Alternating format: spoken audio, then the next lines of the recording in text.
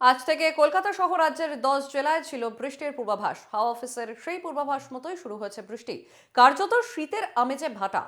আলিপুর আবহাওয়া অফিস বলছে আগামী 5 দিন রাজ্যের উত্তর থেকে দক্ষিণের তাপমাত্রা তেমন কোনো হেরফের হওয়ার সম্ভাবনা নেই।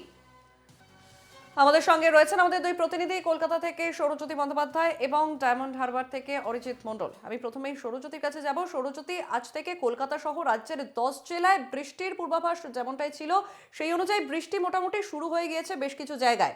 কলকাতার এই মুহূর্তে কি পরিস্থিতি?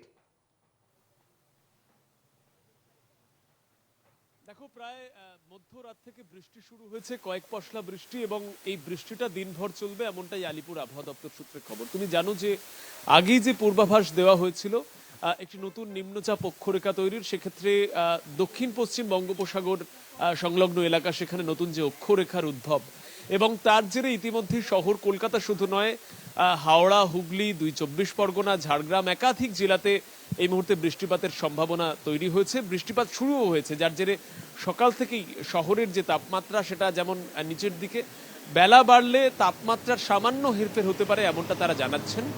যদিও এর জেরে আগামী সপ্তাহের মধ্যে খুব বেশি তাপমাত্রা বৃদ্ধির সম্ভাবনা নেই, এই ব্যাপারটাও কিন্তু জানানো হচ্ছে। স্বাভাবিকভাবেই আরামপ্রদ একটা আবহাওয়া।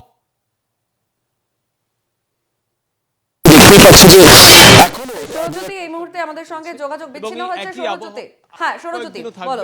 দক্ষিণবঙ্গের ক্ষেত্রে যেমন এই বৃষ্টিপাতের সম্ভাবনার কথা জানানো হচ্ছে, ঠিক তেমনি উত্তরবঙ্গে কিছু কিছু জেলায় তুষারপাতের সম্ভাবনাও রয়েছে, এমনটাই কিন্তু আলিপুর আবহাওয়া দপ্তর সূত্রে খবর। বেশ, সৌরজ্যোতির সঙ্গে থাকো। অন্যদিকে আমাদের সঙ্গে রয়েছেন অরিজিৎ মণ্ডল ডায়মন্ড হারবার থেকে। অরিজিৎ, কলকাতা সহ বিভিন্ন জেলাতেও কিন্তু 10টি জেলায় বৃষ্টির পূর্বাভাস অনুযায়ী বৃষ্টি শুরু ইতিমধ্যেই হয়ে গিয়েছে।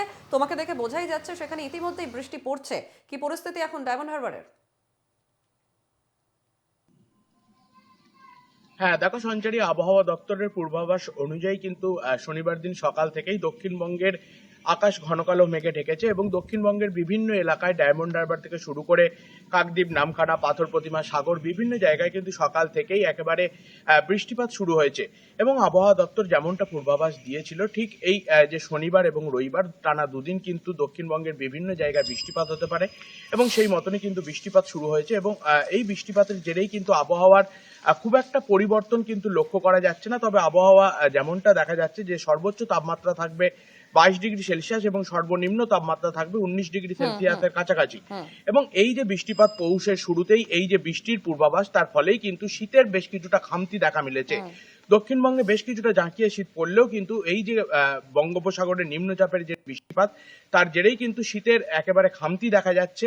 এবং অন্যদিকে কিন্তু এই বৃষ্টিপাতের ফলেই কিন্তু একেবারে চাষিদের মাথায় বেশ কিছুটা হলেও হাত পড়েছে।